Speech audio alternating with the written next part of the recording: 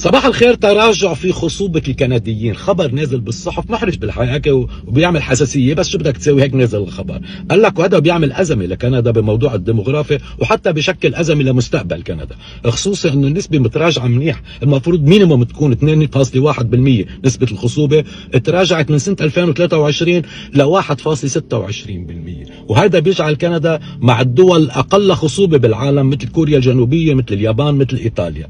شو أسبابه؟ قال لك في أسباب كثيرة، من أهمهم أكيد الوضع الاقتصادي والسكن، أثر على كل الناس، حتى المهاجرين اللي عم يجوا واللي كانوا مفروض هن يكون عندهم نسبة ولادات أكبر عم تقل، لأنه الوضع العام تعبان، يمكن عم يقعد بأوضة صغيرة، ما عم يقدر يكفي حاله، خصوصي أنه العناية بالأطفال مكلفة. قال لك هذا أحد الأسباب.